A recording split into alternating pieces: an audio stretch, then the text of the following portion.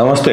22వ తారీఖు శుక్రవారం ఆంధ్రజ్యోతి ప్రధానంగా ప్రచురించినటువంటి అంశాలు ఓడిపోతున్నావన్నా అనేటటువంటి ప్రధాన శీర్షికను హెడ్లైన్స్ గా ఆంధ్రజ్యోతి పేపర్ ముద్రించడం జరిగింది. ఎన్నికల బరిలో నుంచి తప్పుకో అన్న చావు కబురు చల్లగా చెబుతున్న జగన్ తన పార్టీ ఎమ్మెల్యేలను వారి యొక్క బలాబలాలు విశ్లేషించే సందర్భంలో జగన్మోహన్ రెడ్డి గారు నేరుగా వారి ఎమ్మెల్యేలకి లేదా వాళ్ళ సభ్యులకి జగన్మోహన్ రెడ్డి గారు ఫోన్ చేసి ఎమ్మెల్యేలకు ఎవరైతే ఓడిపోతున్నావో లేదా నీకు నీ ఊరిలో నీ శాసనసభ స్థానము ఓడిపోయే పరిస్థితిలో ఉంది కాబట్టి అభ్యర్థిని మారుస్తున్నామని జగన్ గారే ఫోన్ చేసి అన్నా నువ్వు ఓడిపోతున్నావు, నీ సభ్యత్వాన్ని మార్చేస్తున్నావు అని చెప్పేటటువంటి మీనింగ్ వచ్చేలాగా ఈ హెడ్లైన్స్ ని ఆంధ్రజ్యోతి ప్రచురించడం జరిగింది. సొంత ఎమ్మెల్యేలపై వ్యతిరేక ముద్ర, లోపల రగిలిపోతున్న నేతలు, ఎమ్మెల్యేలపై ప్రజా వ్యతిరేకత ఉంటే ఇన్నేళ్లు జగన్ ఏం చేస్తున్నట్టు. ఆంధ్రజ్యోతి పేపర్ మర్చిపోయినట్టుంది.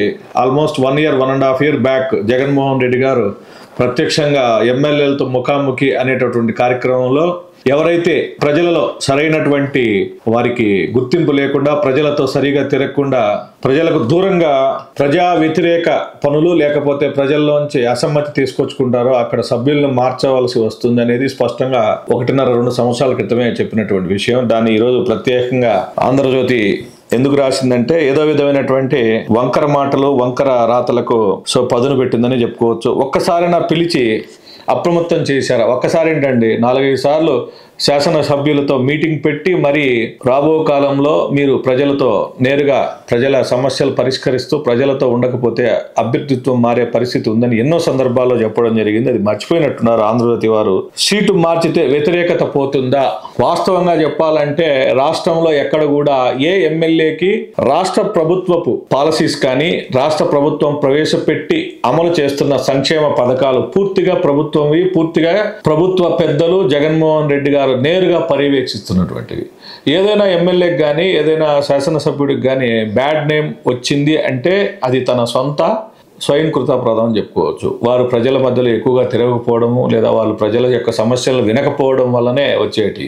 ప్రభుత్వ వ్యతిరేకత అనే దాంట్లో 2 భాగాలుగా ఉంటుంది. ఒకటి ప్రభుత్వం సంక్షేమము లేదా ప్రభుత్వం చెప్పిన పాలసీస్ని అమలు చేసిందా లేదా అనేది ఒక ప్రశ్న అయితే, రెండో ప్రశ్న ప్రజలకు వారు ఎవరినైతే ఎన్నుకున్నారో ఆ నాయకుడు, వాళ్ళ ఎమ్మెల్యే కావచ్చు వాళ్ళ ఎంపీ కావచ్చు, వారి కోరికలు తీర్చారా లేదా, వారికి కావాల్సినటువంటి సేవలు చేశారా లేదా అనే వ్యతిరేకత 2 ఉంటాయి.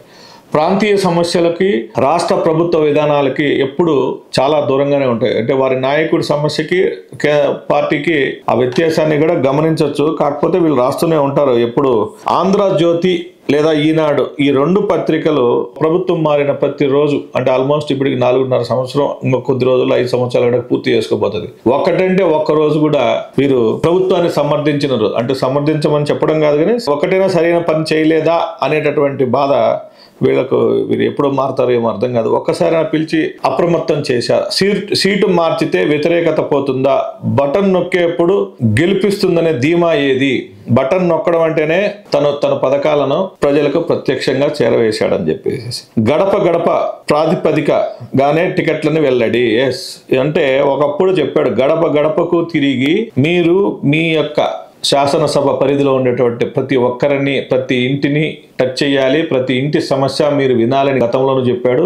అదే ప్రాతిపదికగా ఈరోజు మళ్ళీ సీట్లు ఇవ్వడం కూడా జరుగుతుంది. ఎమ్మెల్యేలను అభివృద్ధిపైనే నిలదీసిన జనం, రాష్ట్రంలో అభివృద్ధి పైన ఎమ్మెల్యేలు వచ్చి నిలదీసిన జనం అని చెప్పేసి మరొక లైన్ రాయడం జరిగింది. అయితే ఎమ్మెల్యేలను అభివృద్ధి పైన ఏ జనం ఎందుకు ఏ విధంగా నిలదీస్తున్నారో అయితే ప్రత్యక్షంగా ఇక్కడ రాయలేదు. రాయకపోవడానికి ప్రధాన కారణాలు రాష్ట్రంలో జరిగినటువంటి సంక్షేమం అంటే ఆల్మోస్ట్ లైక్ ఒక గ్రామ పరిధికి వెళ్తే పేదవారికి లేదా ముసలి వాళ్లకు లేదా ఎవరికైనా కానీ అర్హత ఉన్న ప్రతి ఒక్కరికి ప్రభుత్వం నుంచి అందేటటువంటి ఈ స్కీమ్స్ సక్రమంగా అందుతున్నాయా లేదా? ఎందుకంటే నేచర్ నుంచి వచ్చేటన్నీ కూడా గాలి వానకు ప్రభుత్వాలు ఏం చేయలేవు కాబట్టి ప్రభుత్వ సంక్షేమాలు ఏదైతే అమలులో వస్తున్నాయో అవన్నీ అమలవుతున్నాయా లేదా అనేది ఖచ్చితంగా ఏ ఊరికి ఆ ఊరిలో స్పష్టంగా ఆ ఊరి వాలంటీర్లు ఉన్నారు. పార్టీలు ఏ పార్టీ అనేది కూడా చెప్పకుండా డైరెక్ట్ గానే ప్రభుత్వాలు అమలు చేస్తున్నాయి.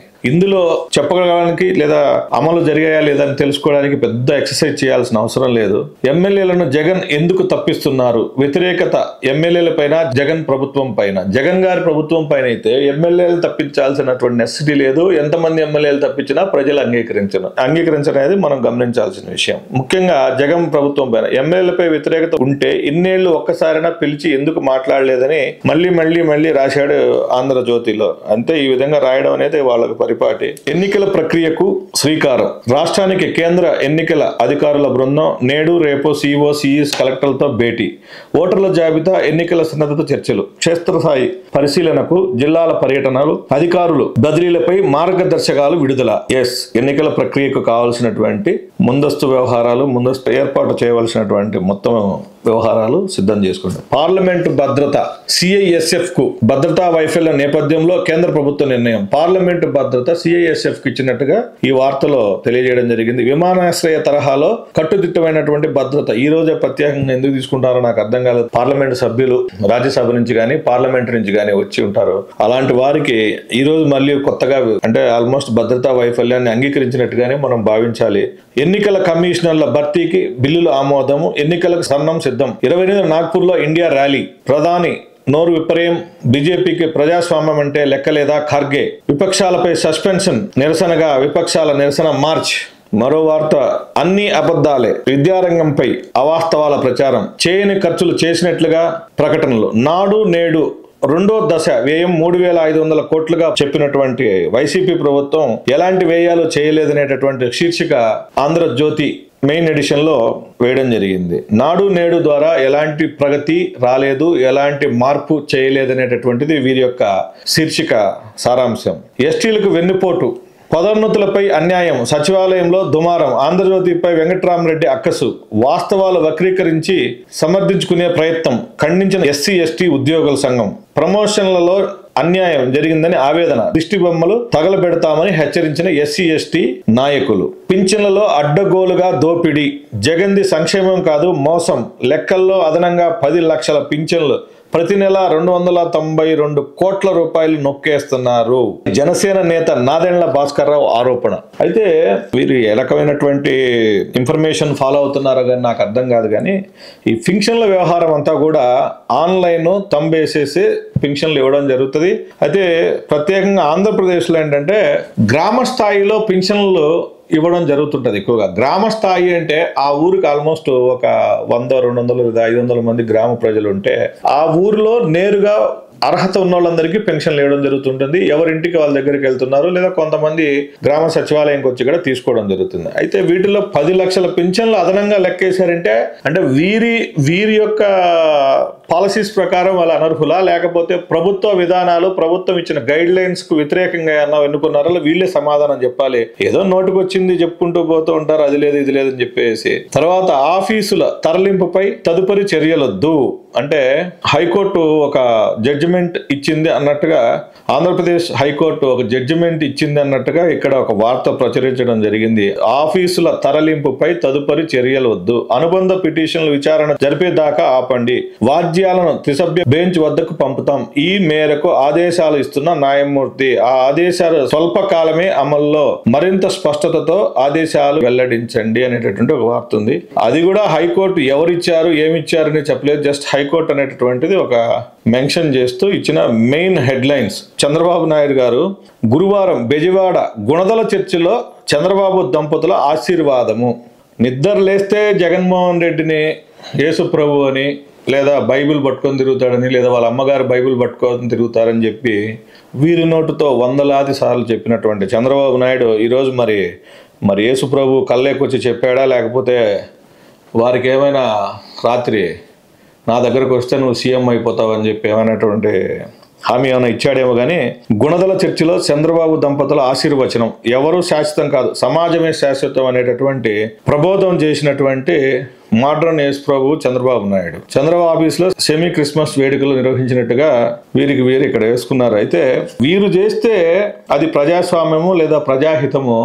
అదే జగన్మోహన్ రెడ్డి కానీ మరొకరు కానీ చేస్తే వారు హిందుత్వానికి వ్యతిరేకము, ఈ దేశానికి క్రిస్టియానిటీని వీరే పరిచయం చేసేస్తున్నారు, ఈ దేశ ప్రజలందరినీ వీరే క్రిస్టియానిటీలోకి మార్చేస్తున్నారు అనేటటువంటి ఆరోపణలు చేస్తారు. అదే చంద్రబాబు నాయుడు గాని, వారి భార్యాభర్తలు ఇద్దరు గాని, లేదా వారి కొడుకు, వారి యొక్క పార్టీ వాళ్ళు ఎవరు ఏ చర్చికి వెళ్ళి ఎక్కడ ప్రేయర్లు చేసినా వారు మాత్రం అలా చేసినట్టు కాదు, వారు దేశ సేవ చేసినట్టుగా వారికి వారు ప్రమోట్ చేసుకుంటుంటారు. 4 సైనికుల వీరమరణం. కాశ్మీర్ లో ఆర్మీ వాహనంపై ఉగ్రవాదుల దాడి. పూంచ్ లో ఘటన. 3 తీవ్ర గాయాలు. కొనసాగుతున్న కాల్పులు.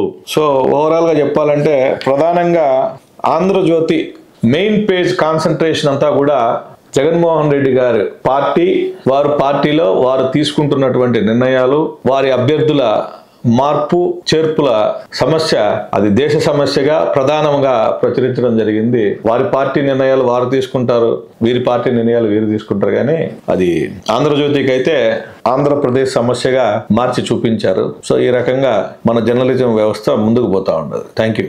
మరిన్ని ఇంట్రెస్టింగ్ టాపిక్స్ కోసం స్టే ట్యూన్డ్ దక్షిణ్ టీవీ. లైక్ చేయండి, షేర్ చేయండి, సబ్స్క్రైబ్ చేయండి.